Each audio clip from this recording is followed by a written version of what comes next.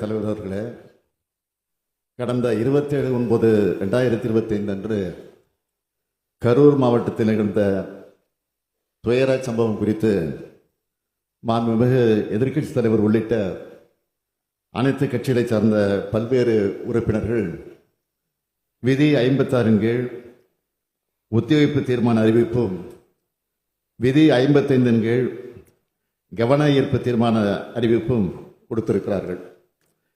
இது தொடர்பாக அனைவரும் பேசுவதற்கு முன்பாக அரசு எடுத்துள்ள நடவடிக்கைகள், எடுக்க கருதியுள்ள வழிமுறைகள் குறித்து இந்த பேரவைக்கு முன்வைக்க விரும்புகிறேன். ஏன் மாண்புமிகு எதிர்க்கட்சி தலைவர் உறுப்பினர்கள் பேசிய பின்னர் அதுதான் சொல்றேன். இல்ல நீ உட்காருங்க, பதில் சொல்ல எல்லாருக்கும் வாய்ப்பு. உங்க கேள்வி இல்ல, தயவு செய்து உட்காருங்க. இல்ல, அவை முன்னவர் ஒரு நிமிஷம். நான் பேசிய பிறகு உட்காருங்க. தலைவாசி தொடர்பாக அனைவரும் உரையாற்றுவதற்கு வாய்ப்பு உண்டு. அந்த வாய்ப்பை சபாநாயகர் வழங்குவார் என்று நான் நம்புகிறேன். நிச்சயம் வழங்கப் போகிறார். ஒவ்வொரு உறுப்பினுடைய கருத்தும் ஆய்வு செய்யப்பட்டு, நீங்கள் பேசிய கருத்து சொல்றேன், பேச இருக்கக்கூடிய கருத்துக்களை சொல்றேன், அது ஆய்வு செய்யப்பட்டு கூட்டு முயற்சியில் வலு சேர்க்கக்கூடிய அனைத்தையும் உறுதியாக நிறைவேற்ற நடவடிக்கை எடுப்போம் என்பதை முதலிலேயே அரசின் சார்பில் நான் தெரிவித்துக் கொள்கிறேன். மாண்புமிகு பேரவைத் தலைவர் அவர்களே, கரூர் மாவட்டத்தில் நிகழ்ந்த துயர சம்பவம் ஒட்டுமொத்த தமிழ்நாட்டு மக்களின் மனதையும் உலுக்கியது. நம் அனைவரையும் பெரும் அதிர்ச்சிக்கும் சோகத்திற்கும் உள்ளாக்கியது. இறந்து போனவர்களுக்கு ஆழ்ந்த அஞ்சலியை நான் செலுத்துகிறேன். உறவுகளை இழந்தவர்கள் அனைவருக்கும் எனது ஆழ்ந்த இரங்கலையும் தெரிவித்துக் கொள்கிறேன். கரூர் வேலுச்சாமிபுரத்தில் கடந்த 27/9/2025 அன்று தமிழக வெற்றி கழக கட்சியினுடைய தலைவர் அவருடைய அரசியல் நிகழ்ச்சி நடைபெற்றது. அந்த கட்சியின் கரூர் மேற்கு மாவட்ட செயலாளர் இதற்கான அனுமதியை கோரி பல்வேறு இடங்களில், அவர் அனுமதி கோரிய இடங்களில் போக்குவரத்து நெரிசல் இருக்கும் என்பதாலும், பொதுமக்களுக்கு தொல்லை ஏற்படும் என்பதாலும், பாதுகாப்பு காரணங்களாலும் அனுமதி வழங்கவில்லை. 25/9/2025 காலை லைட் ஹவுஸ் கார்னர் அல்லது உழவர் சந்தை பகுதியில் கூட்டம் நடத்த அனுமதி கோரிய மனுவுக்கும் கூட்ட அளவு, மதிப்பீடு மற்றும் பாதுகாப்பு காரணங்களால் அனுமதி வழங்க இயலவில்லை. பிறகு 29/9/2025 அன்று அக்கட்சியின் கரூர் மேற்கு மாவட்ட செயலாளர் வேலுச்சாமிபுரத்தில் 27/9/2025 அன்று மக்கள் சந்திப்பு நிகழ்ச்சி நடத்த அனுமதி கோரினார். அவர் கொடுத்த மனு ஏற்கப்பட்டு 11 நிபந்தனைகளுடன் அனுமதி வழங்கப்பட்டது. கரூர் நிகழ்ச்சிக்கு தமிழ்நாடு அரசின் காவல்துறையினர் சார்பாக கரூர் மாவட்ட காவல் கண்காணிப்பாளர் தலைமையில் பாதுகாப்பு ஏற்பாடுகள் செய்யப்பட்டிருந்தன. 3 கூடுதல் காவல் கண்காணிப்பாளர்கள், 5 காவல் துணை கண்காணிப்பாளர்கள், 18 ஆய்வாளர்கள், 75 உதவி ஆய்வாளர்கள், ஆயுதப்படை காவலர்கள் உள்ளிட்ட 515 காவலர்கள் கரூர் மாவட்டத்திலிருந்து பாதுகாப்பு பணியில் ஈடுபடுத்தப்பட்டு இருந்தனர். இது மட்டுமின்றி வெளி மாவட்டங்களிலிருந்து 1 காவல் துணை கண்காணிப்பாளர், 2 ஆய்வாளர்கள், 8 உதவி ஆய்வாளர்கள், 60 ஆயுதப்படை காவலர்கள், 20 அதிவிரைவு படை காவலர்கள் என 91 பேர் வரவழைக்கப்பட்டிருந்தனர். அன்றைய தினம் பாதுகாப்பு பணிக்காக அதிகாரிகள் மற்றும் காவலர்கள் என மொத்தம் 606 பேர் ஈடுபடுத்தப்பட்டிருந்தனர்.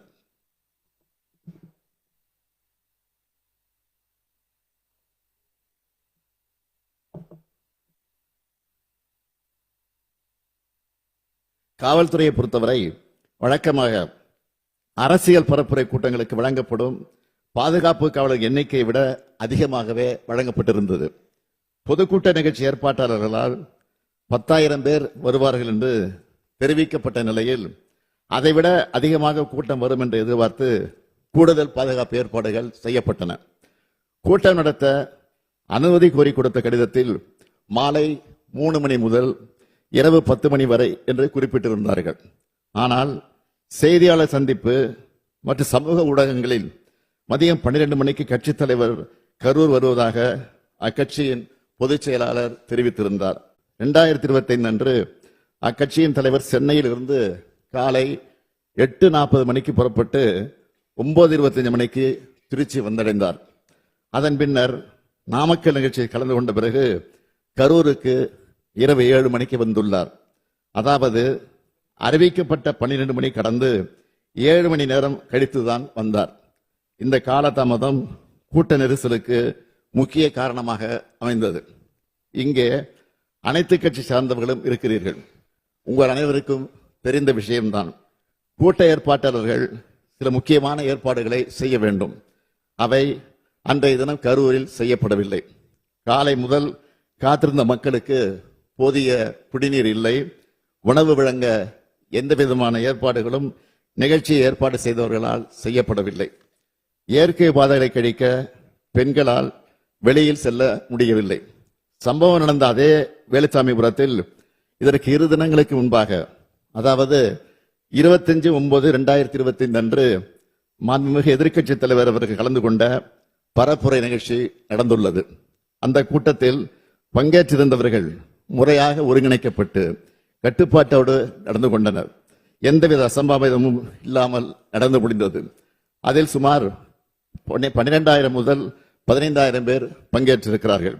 அந்த பரப்புரை கூட்டத்திற்கு சுமார் 137 காவலர்களும் 30 ஊர்காவல் படையினரும் பாதுகாப்பு பணியில் ஈடுபட்டிருந்தனர் என்பதை குறிப்பிட விரும்புகிறேன். ஆனால் அதற்கு நேர்மாறாக கேரவன் வாகனத்தை பின்தொடர்ந்து பெருவாரியான ரசிகர்களும் கட்சியினரும் நிகழ்ச்சி நடைபெறும் இடத்திற்கு வந்து கொண்டிருந்தனர். நிகழ்ச்சி நடைபெறும் பகுதியில் கூட்டம் அதிகமாக இருந்ததாலும் பிரச்சார வாகனத்தின் பின்னால் ஏராளமானோர் வந்ததாலும் கரூர் நகர உட்கோட்ட காவல் துணை கண்காணிப்பாளர் அவர்கள் பிரச்சார வாகனத்தில் இருந்த ஏற்பாட்டாளர்களை அக்ஷயா மருத்துவமனை அருகே நிறுத்தி கூட்டத்தில் உரையாற்றுமாறு அறிவுறுத்தி இருக்கிறார்கள். அதற்கு நிகழ்ச்சி ஏற்பாட்டாளர்கள் முன்பே அனுமதிக்கப்பட்ட இடத்தில்தான் பேசுவோம் என்று பிடிவாதமாக தொடர்ந்து முன்னேறி சென்றனர். கரூர் மாவட்ட காவல் கண்காணிப்பாளர் அக்கட்சியினுடைய இணைச் செயலாளரிடம் பலமுறை தொடர்பு கொண்டு பிரச்சார வாகனத்தை நிறுத்துமாறு கேட்டுக்கொண்டும் அவர் தாவேகா கட்சியின் தலைவர் தனது உரையை தொடங்குமாறு கேட்டுக்கொண்டார்.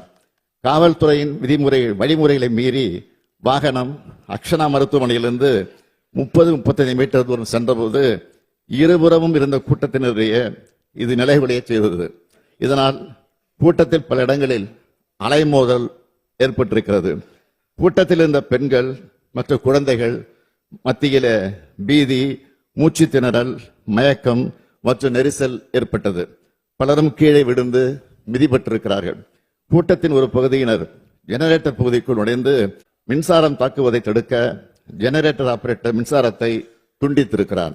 நிகழ்ச்சி நடைபெற்ற இடத்தில் கூட்ட நெரிசலால் காயமடைந்தும் சோர்வினால் மயக்கமடைந்தும் மக்கள் உதவி கோருவதை கவனித்து காவல்துறையினர் மருத்துவமனை ஆம்புலன்ஸுக்கு தகவல் அனுப்பி வரவழைத்திருக்கிறார்கள். இவ்வாறு கூட்ட நெரிசல் ஏற்பட்ட போது அவர்களை காப்பாற்றத்தான் ஆம்புலன்ஸ் வந்ததை தவிர நெரிசல் ஏற்படுவதற்கு முன்பு எந்த ஆம்புலன்ஸும் வரவில்லை.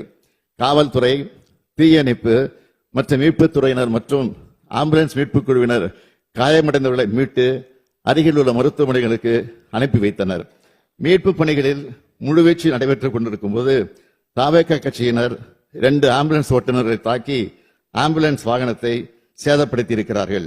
இதனால் மீட்பு பணிகள் தடைப்பட்டன. இது தொடர்பாக கரூர் நகர காவல் நிலையத்தில் 2 வழக்குகள் பதிவு செய்யப்பட்டு விசாரணை நடந்து வருகிறது. சம்பந்தப்பட்ட நபர் கரூர் நீதித்துறை நடுவர் முன்பு சரணடைந்திருக்கிறார். மற்றொரு குற்றவாளி 2 வழக்குகளிலும் தொடர்புடையதாக கைது செய்யப்பட்டிருக்கிறார். மாண்புமிகு பேரவைத் தலைவர் அவர்களே, கரூரில் தமிழக வெற்றிக் கழக கட்சியின் பரப்புரை கூட்டத்தில் நெரிசல் ஏற்பட்டு மக்கள் இறப்பு ஏற்பட்டுள்ளது என்று தகவல் அறிந்த உடனேயே தமிழ்நாடு அரசு உடனடி நடவடிக்கைகளை மேற்கொண்டது. மருத்துவம் மற்றும் மக்கள் நல்வாழ்வுத்துறை அமைச்சர், முதன்மை செயலாளர், தேசிய நல்வாழ்வு குழும இயக்குனர் உள்ளிட்டோர் உடனடியாக கரூருக்கு அனுப்பப்பட்டார்கள். மேலும் அன்று இரவே நானும் கரூருக்கு சென்று பாதிக்கப்பட்ட குடும்பங்களை சந்தித்து ஆறுதல் கூறினேன். கரூர் துயரத்தை கேள்விப்பட்டதும் என்னால் வீட்டில் இருக்க முடியவில்லை. அதனால்தான் உடனடியாக கரூருக்கு அன்றைய இரவே சென்றேன். மருத்துவமனையில் சிகிச்சை பெற்றவர்களை நேரில் பார்வையிட்டு மருத்துவரோடு ஆலோசித்து உத்தரவு பிறப்பித்தேன். அரசின் அனைத்து துறைகளிலும் ஒருங்கிணைந்து செயல்பட்டனர். அமைச்சர்கள் பலரும் அங்கு சென்று பணியாற்றினார்கள். கரூர் அரசு மருத்துவக் கல்லூரி மருத்துவமனையில் கூட்ட நெரிசலில் பாதிக்கப்பட்ட முதல் நபர் இரவு 7:47 மணிக்கு அனுமதிக்கப்பட்டார். தொடர்ச்சியாக 200க்கும் மேற்பட்டோர் சிகிச்சைக்காக கொண்டு வரப்பட்டார்கள்.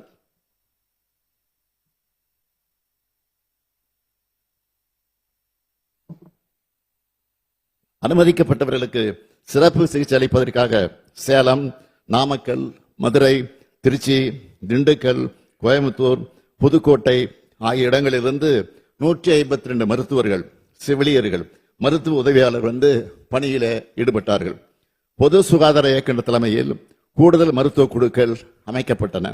கரூர் மருத்துவமனையில் அனுமதிக்கப்பட்ட 700 படுக்கைகளோடு எந்த அவசர நிலையும் சமாளிக்க ஏதுவாக கூடுதலாக 400 படுக்கை வசதி ஏற்படுத்தப்பட்டுள்ளது. 24 மணி நேர அவசர சிகிச்சை மையம், சிடி ஸ்கேன், ஆய்வகங்கள் உள்ளன. பணிகளை விரைவுபடுத்திட திருச்சிராப்பள்ளி, திண்டுக்கல் மாவட்ட ஆட்சித்தலைவர்கள் மற்றும் மாவட்ட மருத்துவ குழுவினர் கரூர் அரசு மருத்துவக் கல்லூரி மருத்துவமனைக்கு வந்து ஹெல்ப் டெஸ்க் அமைத்து இறந்தவர்களின் உடல்களை காவல்துறை உதவியோடு அடையாளம் கண்டு பொது சுகாதாரம் மற்றும் நோய் தடுப்பு மருந்து துறை அலுவலர்களின் உதவியோடு உடற்கூராய்வு செய்வதற்கு ஏற்பாடு செய்தனர். கரூருக்கு அருகில் உள்ள சேலம், நாமக்கல் மற்றும் மதுரை அரசு மருத்துவக் கல்லூரி முதல்வர்கள் தங்கள் மருத்துவக் கல்லூரியில் இருந்து சிறப்பு மருத்துவ குழுக்களோடு 27/9/2025 அன்று இரவு கரூர் அரசு மருத்துவக் கல்லூரி மருத்துவமனைக்கு வந்தனர். இது தவிர திருச்சிராப்பள்ளி, திண்டுக்கல், கோயம்புத்தூர், புதுக்கோட்டை உள்ளிட்ட அரசு மருத்துவக் கல்லூரியில் இருந்தும் சிறப்பு மருத்துவர்கள், செவிலியர்கள், ஆய்வக வல்லுநர்கள், பிரேத பரிசோதனை உதவியாளர்கள் என மொத்தம் 152 பேர் கரூர் அரசு மருத்துவக் கல்லூரி மருத்துவமனைக்கு வந்தனர். இச்சம்பவத்தில் சிகிச்சை பெற்று வந்த அனைவரும் வீடு திரும்பி இருக்கிறார்கள். ஒருவர் மட்டும் சென்னை ஸ்டான்லி அரசு மருத்துவமனையில் சிகிச்சையில் இருக்கிறார். உயிரிழந்தவர்களின் மொத்த எண்ணிக்கை 41. இதில் ஆண்கள் 13 பேர், பெண்கள் 18 பேர், குழந்தைகள் 10 பேர். கரூர் மருத்துவக் கல்லூரி மருத்துவமனையில் உள்ள பிணவரையில் இறந்த அனைத்து உடல்களையும் குளிர்சாதன பெட்டியில் வைப்பதற்கு போதிய வசதி இல்லாத காரணத்தால் அன்றைய இரவில் உடற்கூராய்வு செய்வதற்கு மாவட்ட ஆட்சித்தலைவருடைய சிறப்பு அனுமதி பெற்று உடற்கூராய்வு மேற்கொள்ளப்பட்டது. உடனடியாக உடற்கூராய்வு நடைமுறைகளை முடித்து பாதிக்கப்பட்ட துக்கத்தில் இருக்கக்கூடிய குடும்பங்களிடம் உடல்கள் ஒப்படைக்க வேண்டி கரூர் அரசு மருத்துவக் கல்லூரி தடவியல் துறை தலைவர் சங்கர் அவர்களுடைய தலைமையில் 24 மருத்துவர்கள் மற்றும் 16 உதவி பணியாளர்கள் அடங்கிய குழு அமைக்கப்பட்டு உடற்கூராய்வு செய்யப்பட்டது. 28/9/2025 அன்று அதிகாலை 1:45 மணிக்கு முதல் உடற்கூராய்வு துவங்கப்பட்டு 28/9/2025 அன்று மதியம் 1:10 மணி அளவில் 39வது உடற்கூராய்வு முடிவுற்றது.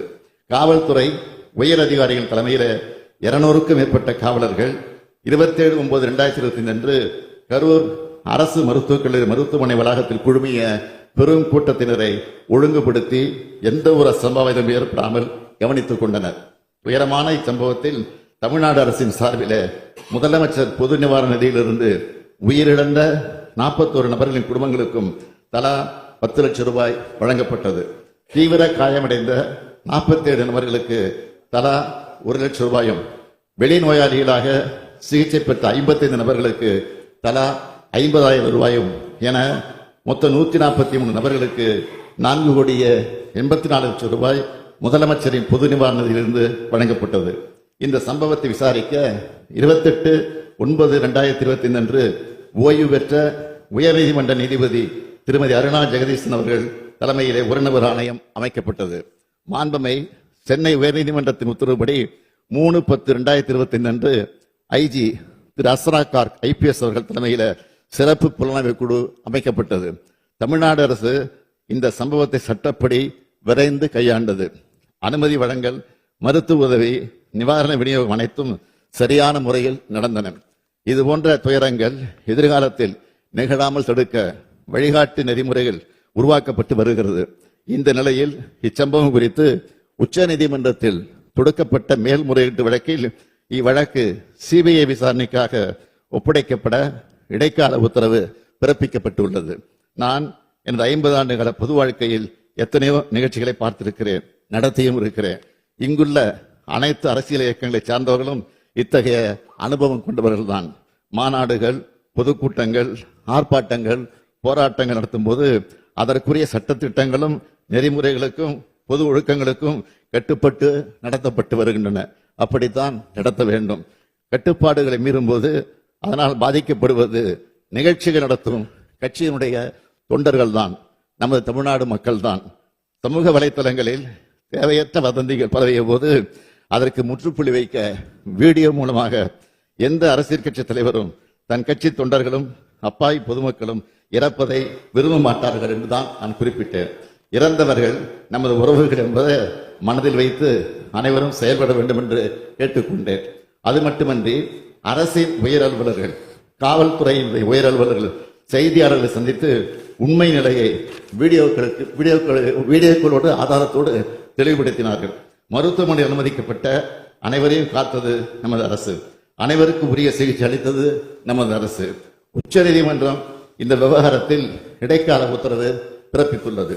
இறுதி தீர்ப்பின் அடிப்படையில் அரசு செயல்படும் என்பதை உறுதியோடு நான் இங்கே சொல்லுகிறேன். அதே நேரத்தில் இது போன்ற துயர சம்பவங்கள் இனி நடக்கக்கூடாத இந்த உறுதியை அனைத்து அரசியல் இயக்கங்களும் பொது அமைப்புகளும் எடுக்க வேண்டும். அனைத்தையும் விட மக்களின் உயிரே முக்கியம். மக்களின் உயிரை விலை மதிப்பற்றது. இதை மனதில் வைத்து செயல்பட வேண்டும் என்று கேட்டு அமைகிறேன். வணக்கம்.